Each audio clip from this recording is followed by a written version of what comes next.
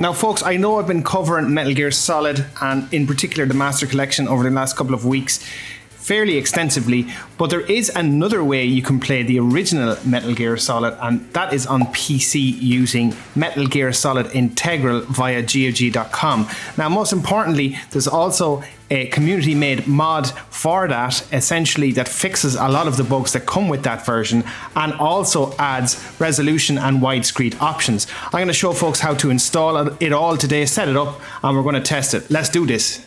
So folks, let's start this tutorial. What you want to do is open up a browser, and first thing you want to do is you want to search Metal Gear Solid Integral Launcher, and it'll be the very first link when you search this in Google.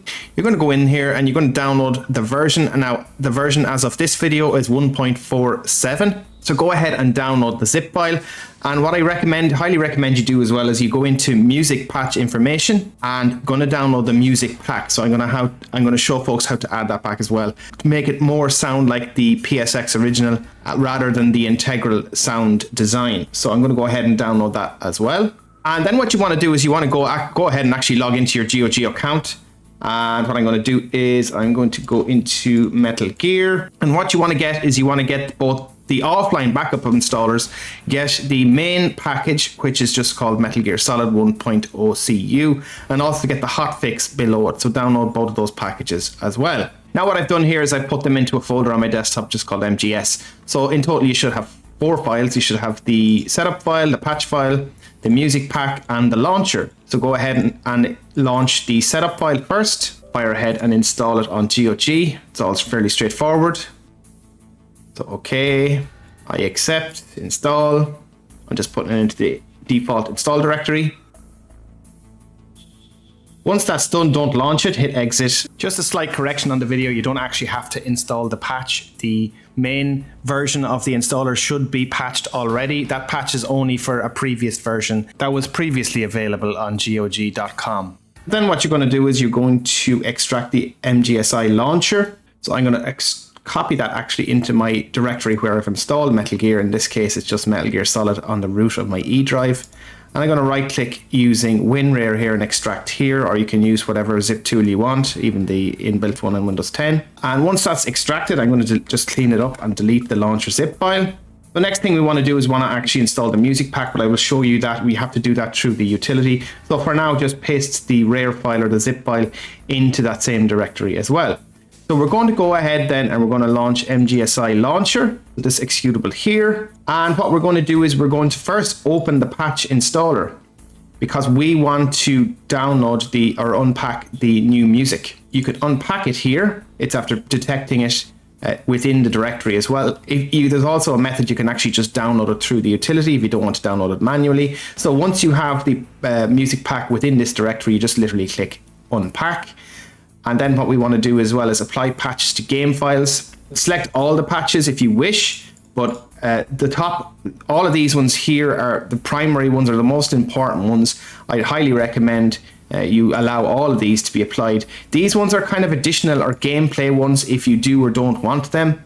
Then what you're going to do is you're just going to simply patch, and then it'll say up to date. So in total, you want to have the new music up to date as of here, and existing patch status should say up to date here. So the next thing we want to do is we want to be able to give ourselves the ability to increase the internal resolution of the game, and that takes an additional installation as well. So you can go ahead and just hit the installation. It's going to bring you to a website here. We're going to need these 2 files here, so go ahead and download both of those. So one of them is Ultimate ASI Loader 32-bit, and the other one will be the widescreen patch. So go ahead and download that as well. Now again, for the ease of this tutorial, I put both of those files into that directory I created at the start of this video. Again, you should have a 7-zip file called MGS widescreen, and Ultimate ASI Loader should be the other one. This one you will note will have a password. The password is just MGS. But what I'm going to do is I'm just going to copy both of these into the directory first, so our actual install directory. So once they're plonked there, we're going to extract both. I'm going to delete these 2 here. And you need to extract the so MGS will have another MGS zip within it. This one is the one that's going to have the password. As you can see, it's saying show password here, and the password is just MGS. And overwrite, if it says or prompts you to overwrite, And then what you're going to do is you're going to find the DLL file called dinput8. Now we actually need to rename this. So you're going to go right click, rename.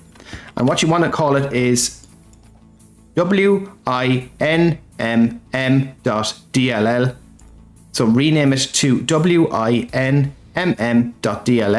So the next thing you want to do is you want to create a new folder within this directory, and you're going to call it scripts. And it can be all lowercase. So you're just going to call a folder called scripts. And your recently extracted files for the widescreen patch, which will be both the mgs1w.dll and the mgs1w.ini. Take both of these and put them into the scripts folder. And then lastly, what you want to do is within this, you want to rename this as well. And you're going to call this instead wgs1w.asi, remembering to change the file extension. So delete .dll and you need to put .asi instead. So it's going to be an ASI file and not a DLL file. So mgs1w.asi, that's what you're changing it to, okay? Don't forget again to change the extension from .dll to .asi. Now once that's done, close out of Integral Launcher and actually reload the launcher again, because it needs to detect that you've made those changes to allow you to increase the internal resolution. So go ahead and open up the launcher again, and what you will see is if you've successfully done this up to this point is now you will see a button that says presets.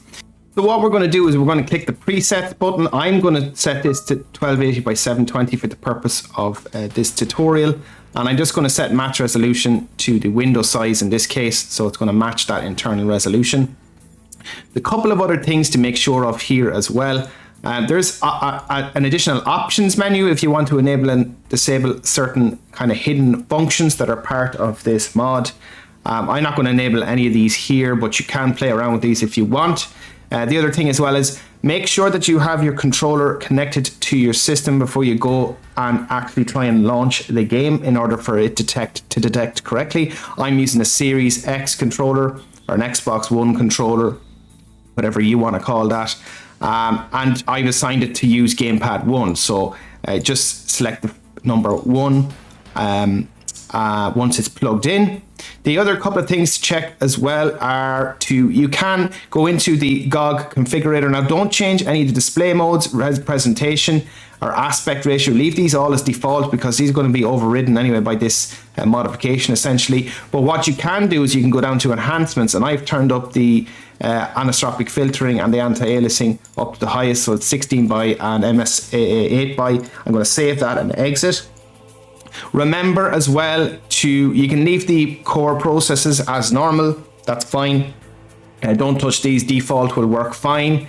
Graphics mode should always be hardware, preferably, unless you want to have software. It gives a little kind of a more authentic look, more grainy looking game, but again, it looks much smoother with hardware in my opinion. And don't forget to save your configuration for the launcher, because if you don't hit save here, you come back in, none of these presets will actually save. Lastly, what we're going to do is we're actually going to launch the game. So if you've done all that successfully, you should see the Konami logo. And what I'm going to do is I'm going to go to load game real quick, and we do heliport A. I've just made a save here so that we can actually just see the heliport section after cutscenes. Maybe just go up here is probably a good way to showcase this. So I'll just hold down A, and you can see looks all glorious in HD 1080p. Actually, I think I set it to 720, but you get the gist. Yeah, let's just mess around for a little bit. But yeah, I would say this is probably the best way to play the original game on PC. Again, not to knock the Master Collection Edition, as I like that version as well. They have made considerable work done on it to make it much, much better. Let's just... Snappy, snappy. Better mess around with the SOCOM here as well, just for the rack. Let's grab the SOCOM and shoot up some dudes, set off some alerts. There we go. But yeah, I just think it looks really well. Actually, scaled nicely.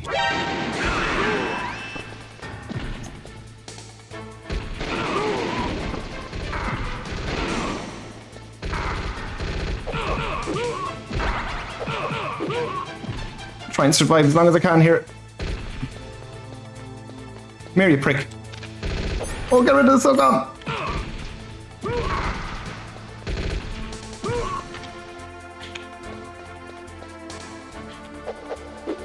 Get up.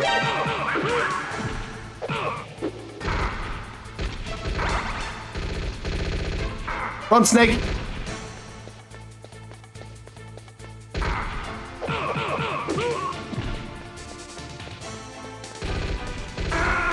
No, snake.